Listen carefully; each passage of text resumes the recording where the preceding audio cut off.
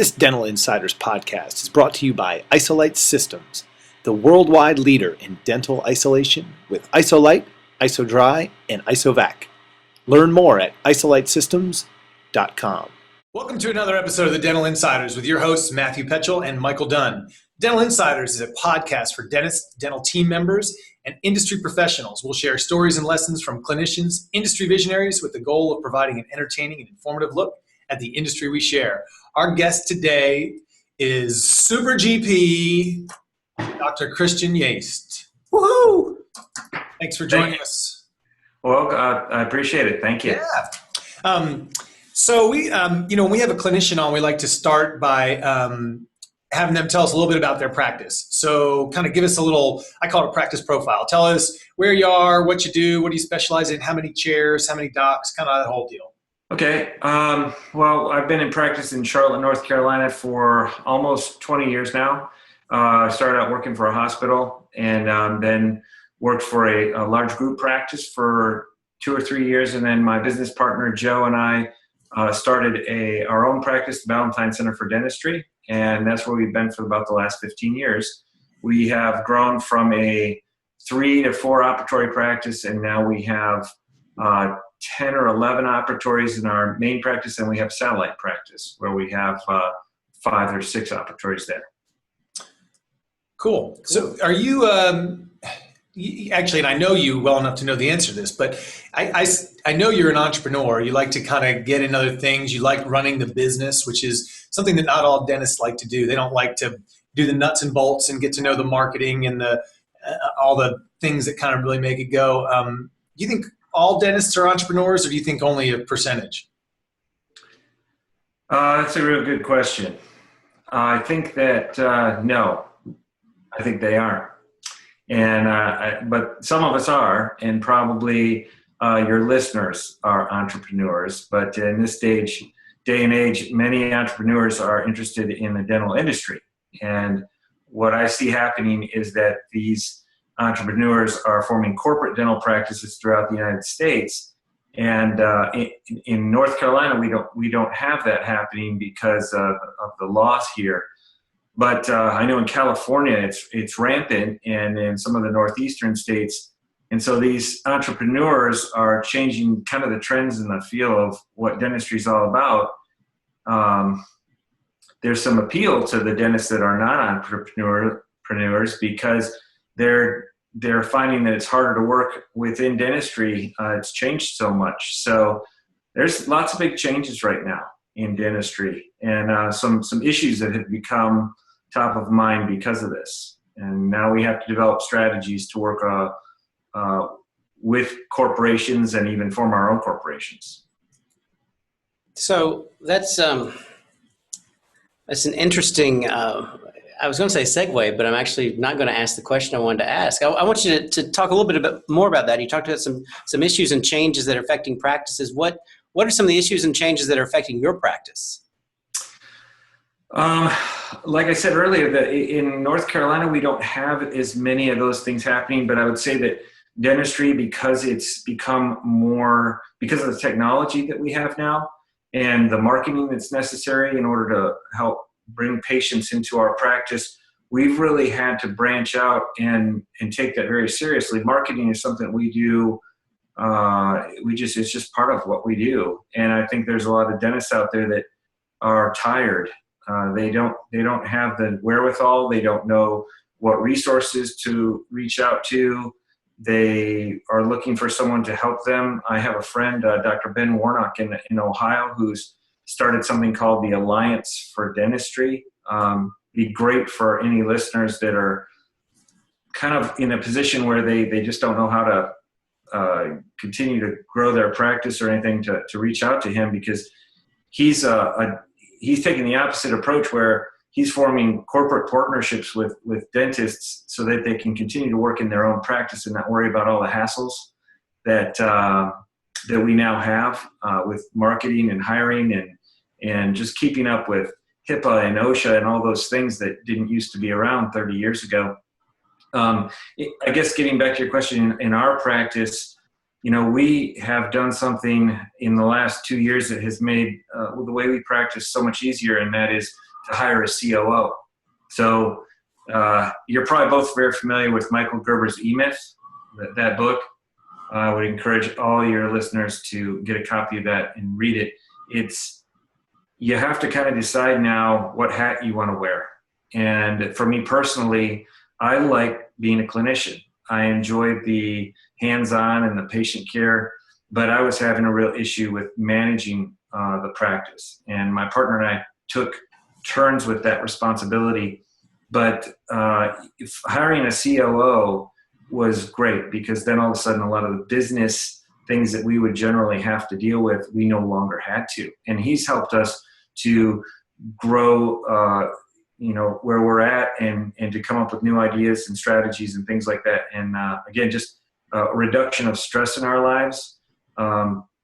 Highly recommend, if you have a practice where you can afford to do that, or you want to grow, that you find somebody like that.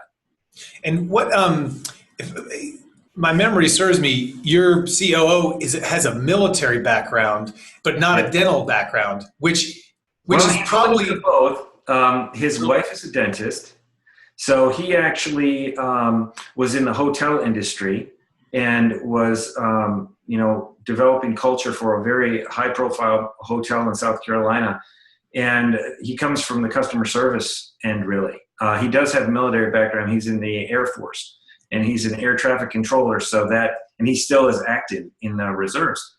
And we're very fortunate, because he's got a good head on his shoulders. But his wife was a dentist, and when he married her, he thought he was going to be on Easy Street. But what he found out was, it's hard and she's not in a position where she really wants to grow her practice to as large of a size as maybe some of us do. And he managed that practice. And so that's how he got into dentistry, is he had to take over the business part of her practice, because she didn't have the skill set to do that. But as he grew, he wanted to grow with a group of dentists that had kind of loftier goals and things like that. And now his wife she continues to practice, but in a smaller capacity. right. And what's interesting is that in describing him, I didn't know that he was an air traffic controller, which is because running a practice, right, a lot of coordination and good customer service. Maybe there's a book there. There's something. There's something there. There's a formula. I mean, because I know you've told me before how well he is fit in there and kind of help just streamline things and organize things. And customer service is so important. It will never get away from that, right? Is it the most important thing? I don't know. There's 10 most important things, but customer service is certainly one of them. Coordinating people and schedules and making people all get along, kind of really important. So that's interesting. Okay, COO. Yeah, COO. So before we kind of went on that tangent, I guess you had mentioned earlier when you're talking about your practice profile, your partner. And tell us a little bit about, a partnership, and what are the ups and downs in having a partner, and what has having a partner in your practice taught you over the years?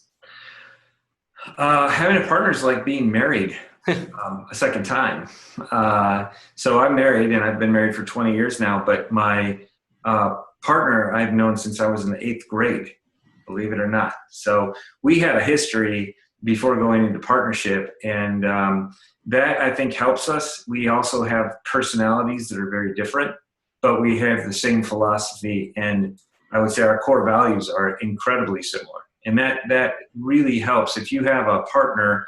And I think that's one of the reasons why most partnerships don't work, is because ultimately at the end of the day, if you don't have the same beliefs and the same value system, it's very difficult. But it's a challenge anyway, even when you have those things. And I know he would agree, if he were here right now, that it's not always easy to get along with me.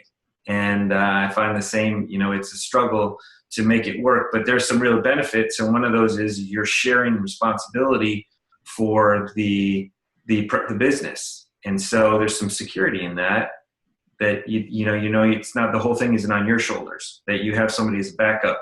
And I tend to be the kind of person that jumps in the pool and learns how to swim afterwards. And he's the guy that he waits until he knows everything about the water temperature and how things work before he makes that next step. And so we balance each other out, and we've been able to use that as an advantage in our practice. So now going back to this this conversation we had about having the CEO, the new COO in your practice, has having the COO involved in the practice changed at all the dynamics of your business relationship with your partner? Yeah, it has. It actually has helped reduce stress levels. Sometimes we think, 3 is a crowd, 2 people, it's easier for 2 people to make decisions. But so my partner, Joe, and I now look at things from the clinical side. We look at things as dentists. Our COO looks at things from a business perspective. And so he comes to the table as one person, and we kind of come to the table as one person too. And we don't always agree, but it's nice because there's an extra person to add a little bit of balance to the whole equation. Right. And we're able to delegate some of the things that we were doing ourselves to him. I mean, it's so much easier now when a computer breaks down. I don't think about that. I just, I know Donnie's going to take care of it. He's going to call, Dentrix or Dexis or whoever, and he's going to get that sensor that's in op 5 working, and I'm not going to be stuck removing myself from patient care to focus on something that's completely irrelevant to my day. Right. So I think for both my partner and I, it has been a major stress reliever. The challenge for hiring a CEO, you have to become a certain amount of profitability in your practice before you can do that. And there are ways of getting there, but he's definitely not a glamorized office manager. He runs our business. He is doing reports and things and talking to our consultants and really making headway for future growth. Whereas an office manager's just kind of managing that, area. We have someone in our practice like that too that works with him. But yeah, I think it's one of those paradigm shifts in dentistry right now that you really need to consider if you're a certain size. So is the future, is it replacing the office manager with the COO, or is there really a place for both? In our practice, there's a place for both. It may be a transitional type of position in certain offices, but I think every office has to figure out what that entails. And there may be a way to grow an office manager into the COO position. But there are definitely things in his job description, if you will, that set him aside as being more than just an office manager. Right. That's cool. Actually, and let me see, your partner Joe just texted me and wants to know when he's going to be on the podcast and do we allow profanity? So I think he wants to maybe talk about you. I'm not sure. It's very possible. Okay, maybe that's a future of Dental Insiders, is this counseling or something like point counterpoint. Get partners. One episode with one, he tells his side of the story, whatever that side might be, right. And then he or she, tells their side of the story. I think it'd be more fun to have them both on at the same time. And then we don't have to do anything. It's just fight. That's right. We exactly. Just, yeah. Right. You could have a very interesting rant podcast with Joe. Yeah. Sounds interesting. We try not to rant. There are podcasts out there where there is ranting. Yes. We're raving. We do more raving than ranting. Yes. He could bring some comedy to this. I know that. Yeah, that's the goal. We're trying to make this light. We're trying to make this fun, interesting, light, not too serious. Hopefully in 15 minutes, somebody can learn something. I think they've learned so far something. Something, yes. So you talked earlier about having a satellite practice. I mean, was that something, was that new? Was that newly opened or? That was part of our growth strategy. It kind of fell in our laps. We weren't expecting that to happen at the time it did, but it just all came together. So that's been a learning process. It's definitely a challenge. And we are now working with 2 doctors that they're just great doctors, and we've been very fortunate. But we had to go through several doctors that weren't a good fit. And still, I have nothing negative to say about those doctors, but for our culture and our practice and the direction we were headed, it wasn't a good fit for them or for us. And so that was the practice we're talking about. You bought an existing practice. That's right. It was for sale, and then you sort of made it into what you wanted it to be. Yeah, I mean, we really didn't change a lot about the practice except for the team that was there, and then implementing a little bit of new technology, and also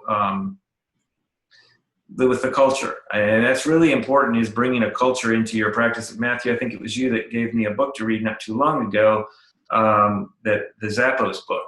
And we read that book and took it very seriously. It's made a huge impact on how we work with our team. And I think I have it right here. So if anybody's watching and needs to get that book. It's the guy from Zappos, Tony Hsieh's name. And Yeah, very much a culture book. It's a good book about millennials, if you manage millennials, which is, part of what you do, hiring, firing, and then the culture, getting people right, getting the right people in the right seat, right? Isn't there some book about the right seat on the right bus? In the right canoe with the right paddle. To the right station. I thought for sure the book was going to be Branding in Practice by Matthew Petchel. No, I have that one too. He has that too. He has that too. Yeah. So you talked about being a learning process. Is this development of the right culture the biggest lesson you learned, or were there other lessons you learned in this process of opening that satellite practice? I think the biggest growth we experienced happened when we got our team, when we hired a CEO who could help us develop team leaders. We have more people working for us now that actually work for our business that take ownership. And that's been huge. These people, they love what they do, and to them, the practice is their practice. And it wasn't until that we were able to develop that mindset with our leaders that it was comfortable to take a step out. And so there really is a formula to this. And I don't want to get too far off topic, but there are some things that make that very difficult. And there's some things that make that much easier. And one of those things is getting coaches and mentors on your side that understand the process, that understand the trends in dentistry. And there are some really good people out there. Joe and I have vetted, it seems like numerous people in our dental career that give advice, whether they're practice management consultants and that sort of thing. And you really need to find a good fit. You need to find somebody that you resonate with and that will help you and that isn't just out there to make money off you as a dentist. There's just a lot of that going on.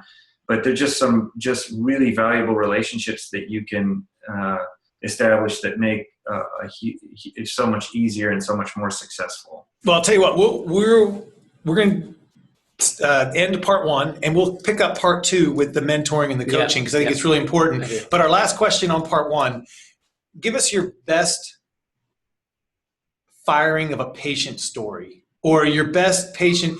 Didn't you tell me one time you had a patient who bit you or threw up on you? There's some good story with you and a patient. Well, I had an incident in dental school, but I don't know if it's appropriate to talk about on the podcast. It's funny. Are you looking for something to say? Podcast.